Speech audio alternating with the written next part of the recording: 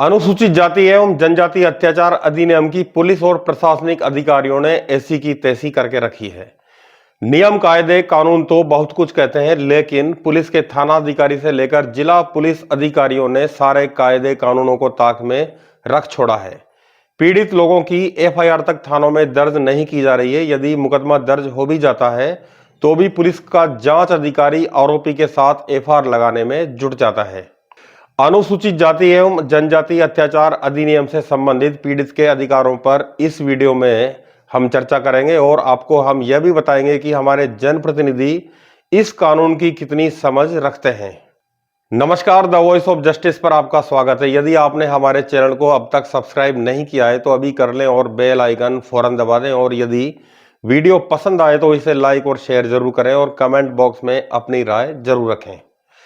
अनुसूचित जाति एवं जनजाति अत्याचार अधिनियम के अंतर्गत दर्ज मुकदमों में नियम तो यह है कि एफआईआर दर्ज होने के साथ ही मुलजिम की गिरफ्तारी तुरंत होती है, लेकिन राजस्थान पुलिस की कार्यशैली इस तरह की है कि फरियादी को आरोपी को गिरफ्तार करवाने के लिए एड़ी से चोटी का जोर लगाना पड़ता है। इस तरह के मामलों में आरोपियों की गिरफ्तारी में 6 से 8 महीने तक लग जाते हैं। राजस्थान में इस तरह के कई मामले सामने आ रहे हैं। एफआईआर दर्ज होने से लेकर फरियादी को जो सुरक्षा प्रदान होनी चाहिए वह भी पुलिस जांच अधिकारी उसे नहीं देता है और फरियादी एक भय के माहौल में जीता है। 22 तारीख की रात को घटना हुई थी। सूरज कश्यप 22 तारीख कब की है? कितने महीने की? अगस्त 22 अगस्त। अच्छा, क्या हुई थी घटना? वो सूरज कश्यप आया था इधर रात को 11 बजे रात को। फिर सुबह क्या उसको इधर पापा जबरदस्ती करने लगा।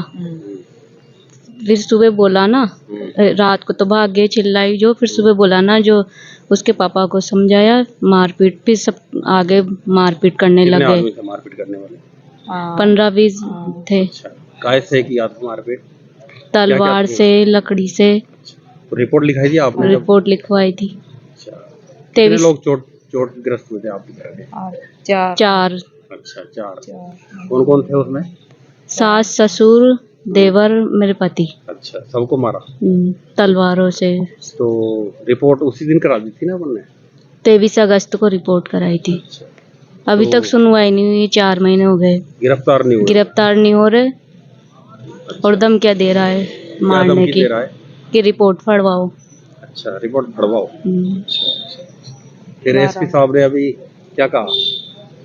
ऐसे की सुनवाई हो जाएगी, कर लेंगे गिरफ्तार, ऐसे की। अच्छा, कर लेंगे गिरफ्तार, ये कहा। अच्छा, कितने बार आपने एसपी ऑफिस को दिया अभी यहाँ पर? 2 बार दे दिया। अच्छा, इसी संदर्भ में दिया होगा। हाँ। रात को तो लक्ष्मी बाई की बात बल्ली अंदर डांक, अभी इन चिल्ला चोट करी सारा, मम्मी बाबू जी सारा बाहर करता है। अगर वापस वो का मकान में चल गयो। और फिर सुबह मम्मी पापा से बोल वाला गया जो वो तो तरवाला ले रहा गयो। गेम बेड़ी कर ली ना जान कब की, वो 15-20 के लगभग। सबके नाम लिखा है? हाँ, नाम तो जी का याद जी का लिखवा दिया और जी का कोई जगह वैसे लिखवा दिया भाई 10-15। फिर अभी क्या परेशानी आपको? धमकी देता बार भी। रास्ता में 2 लड़का वो, हाँ, पेपर देवा जाओ तो पेपर न देवा दे, स्कूल न जावा दे, कटी आओगा तो मारूंगा, घर पर न जाऊं, मकान छोड़ रखे मैंने, मकान छोड़ के किराया सुरेरे रेबा नहीं दे रहे हो, फिर रास्ता मल जाओ कहीं भी, फिर धमकी दे चे जिंदा न छोड़ूंगा, रिपोर्ट पढ़वा, रिपोर्ट ला पाची नहीं लेगी तो मारूंगा। अत्याचार से पीड़ित को सरकार से जो प्रतिकर मिलना चाहिए वह भी समय सीमा में नहीं मिल रहा है। जिला कलेक्टर भी मामलों को गंभीरता से नहीं ले रहे हैं। जानकारी में यह भी सामने आया है कि जिस प्रकृति की प्रथम सूचना रिपोर्ट होती है उसकी प्रकृति को मद्देनजर रखते हुए मुकदमा दर्ज नहीं किया जाता है और न ही धाराएं लगाई जाती हैं। अनुसूचित जाति एवं जनजाति अत्याचार अधिनियम से संबंधित पीड़ित के अधिकारों पर द वॉइस ऑफ जस्टिस की रिपोर्ट देखिए। एट्रोसिटी एक्ट्स में रूल्स फ्रेम किए हुए हैं, उसमें स्पेसिफिक दिए हुए हैं, जिसमें रूल्स 12(7) में स्पेसिफिक दिए हुए हैं, अगर इस तरीके की जो कहीं घटना घटती है, जैसे ही घटना घटती है जिला कलेक्टर और पुलिस अधीक्षक मौके पे जाएगा और उस परिवार को जिसको क्षति हुई है उसकी एक रिपोर्ट बनाएगा कि आया उनको कितना नुकसान हुआ, उनको उनकी क्षतिपूर्ति के लिए क्या क्या करना चाहिए, उनको आश्रित कौन है, उनकी एक सूची बनाएगा और उस सूची को विदिन 7 डेज में जो पीड़ित है उसके अकाउंट में ऑनलाइन करके पैसे डलवाएगा। 7 दिन में? 7 दिन, विदिन 7 डेज उसको करना, पोर्टल पर डालना, देना है और उसकी रिपोर्ट वो संबंधित जो विशेष न्यायालय उसे भेजेगा। लेकिन आज तक मैं सवाई माधोपुर और बूंदी जिले की आज तक किसी न्यायालय में इस तरीके की रिपोर्ट नहीं भेजी गई है, जो एक कानूनी अपराध है। फरियादी को ये बताओ। फरियादी को जब देते हैं तो फरियादी सुनेगा कौन हुआ? जब करने वाला जिसके हाथ में दे रखा है, जब कलेक्टर एसपी है, उनको करना वो ही नहीं करते तो दे किसको? फरियादी तड़पाते रहते हैं। कोर्ट में कोई इसमें एप्लीकेशन लगाई जाए, कोर्ट में भी एप्लीकेशन लगाए तो कोर्ट भी उसको, मेरे तो देखा है मैंने जुडिशरी को, मैं प्रोसिक्यूशन में भी रहा हूँ और यहाँ भी रहा हूँ, उनको फॉलो करने के बजाय वो टालने की कोशिश करते हैं। आज भी कई एप्लीकेशन है जो पेंडिंग पड़ी हुई है। तो संवैधानिक तरीके से काम नहीं हो रहा, मतलब संविधान का नहीं, उस एक्ट का अगर ये मन से पालन करे तो अत्याचार हो ही नहीं। कार्रवाई बता रहे, विभागीय कार्रवाई का ये है, अगर मान लो वो नहीं करते हैं, वो नहीं करते हैं तो अपने आप ही जो संबंधित वो मजिस्ट्रेट है वो उनके विरुद्ध विभागीय कार्रवाई के लिए लिखेगा कार्मिक को, लेकिन ऐसा कहीं नहीं करते। आप बात करते थे FIR जैसे ही दर्ज होती है, उस एक्ट में दे रखा है उसके रूल्स में कि जैसे FIR दर्ज होगी कलेक्टर और SP उसका सुपरविजन करेगा। सुपरविजन के बाद में आया अनुसंधान अधिकारी अनुसंधान कर रहा है कि नहीं कर रहा है, कहीं कोई जो वो पीड़ित है उसको या उसके गवाहों को कोई डरा, उसको सुरक्षा, उसको डराने धमकाने नहीं तो नहीं है, उसको जो आर्थिक सहायता तुरंत देंगे, उसको आने जाने का किराया देंगे, अगर कोई वो तो मौके पे जाके उसका अनुसंधान करेंगे।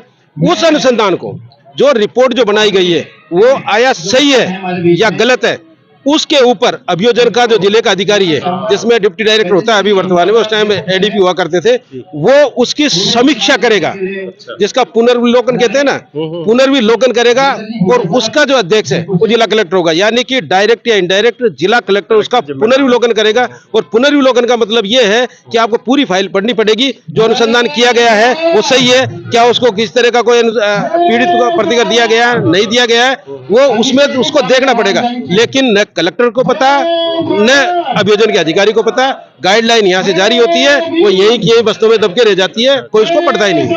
समाज कल्याण अधिकारी कहते हैं कि बजट नहीं है। समाज कल्याण अधिकारियों को तो पता ही नहीं है।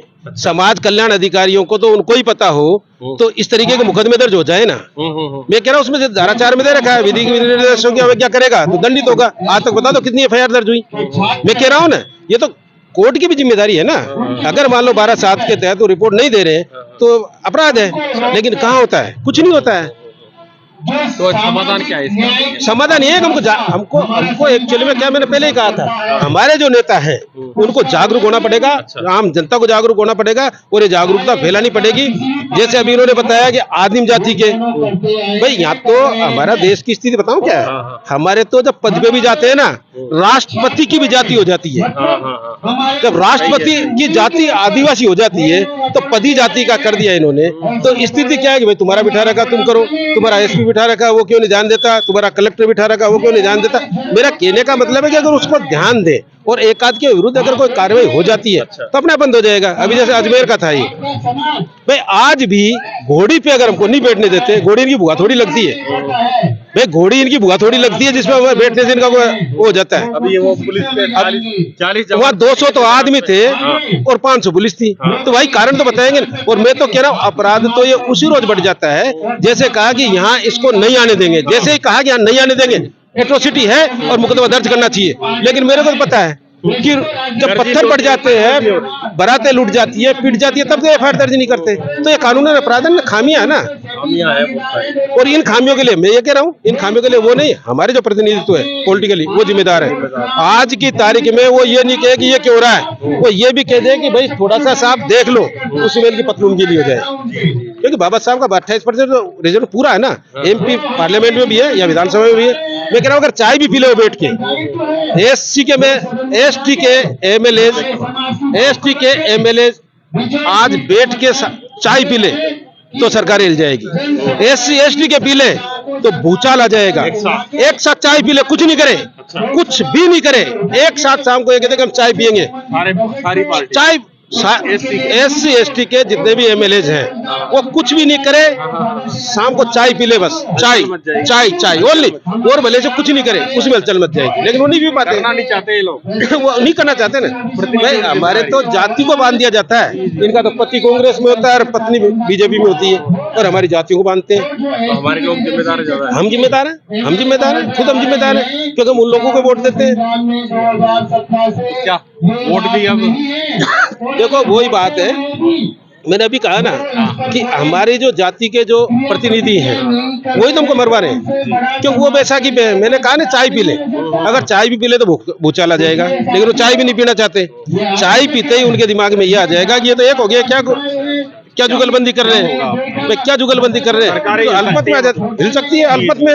ST SC है, उसमें जो FIR दर्ज होती है, उसमें FIR दर्ज होने के इमीडिएटली तुरंत बाद में पीड़ित को प्रतिकर मिलना चाहिए, लेकिन नहीं मिलता है। पुलिस ऑनलाइन नहीं करती है, शुरुआत तो पुलिस से हो जाती है, पुलिस इसके डॉक्यूमेंट नहीं लेती है, ऑनलाइन नहीं करती है, चक्कर काटने पड़ते हैं परिवादी को, इतना ज्ञान होता नहीं है। उसके बाद में उसमें FIR लग जाती है, तो उसको पीड़ित की सहायता मिलती नहीं है। उसके बाद में समाज कल्याण में जाओ, अगर सेक्शन में दर्ज हो गई, चार्जशीट पेश हो गई, समाज कल्याण में जाओ, तो समाज कल्याण में भी वो चक्कर काटने पड़ते हैं कि ये कहना पड़ता है कि बजट नहीं आया, ये सुनने को होता है कि बजट आया नहीं है। पहली किस्त उसको मिलती है FIR दर्ज होने के बाद, लेकिन कई बार तो चार्जशीट होकर के फाइल पूरी एविडेंस पूरी हो जाती है, उसके बाद तक पैसे नहीं मिलते हैं उनको। तो कायदा ये है कि तुरंत मिलना चाहिए, कानून बना हुआ है, पे नहीं मिलता है, कानून की पालना नहीं। और हमारा कहने का उद्देश्य इतना सा है, जब उसमें दे रखा है कि विदिन 7 डेज इनको पोर्टल पे डालनी है, तो क्या इनको जिस रोज FIR दर्ज हुई उसी रोज पता चल जाता है कि इसमें FIR जाएगी? यानी कि इनकी मानसिकता उसी रोज से कुंठित और वो हो जाती है। ये जिस रोज मुकदमा दर्ज हुआ ना उस रोज मानसिकता बना लेते हैं कि ये तो झूठा है। अगर ये नहीं मानते तो इनको क्या पता कि अनुसंधान ही चालू नहीं होता 7 दिन तक, तो 7 दिन में जो डालनी पोर्टल पे वो क्यों नहीं डालते? और पुलिस का रवैया, समाज कल्याण विभाग का रवैया, जिला प्रशासन का रवैया, इसमें जिला प्रशासन का महत्व, बहुत बड़ा महत्व है, लेकिन वो अपनी ड्यूटियों वो नहीं करते। सर आप ये बताएं, SC ST एट्रोसिटी एक्ट के तहत जो हमारे SC ST लोगों को जो सहायता मिलती है, उसमें कितना सहयोग दिया है सरकार ने, या कितनों को लाभान्वित किया है?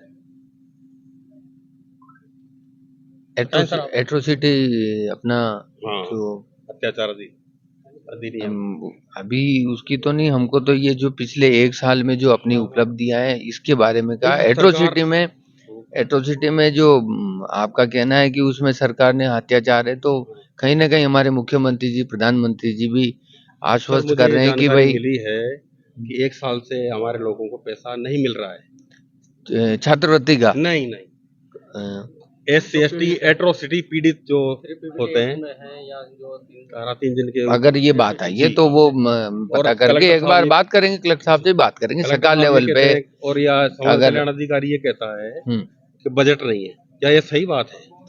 या रिलीज नहीं कर रहे हैं बजट उपलब्ध नहीं होगा तो सरकार अभी 1 वर्ष के कार्यकाल पे अभी सारी योजनाएं अपडेट कर रहे हैं, और मैं भी उसी वर्ग से हूँ, और अगर ऐसी बात है तो बात करेंगे, सरकार में बात रखेंगे और इसको दिलाएंगे, ताकि ये लोगों को, गरीब लोगों को, हमारे लोगों को लाभ मिले, सहायता मिले।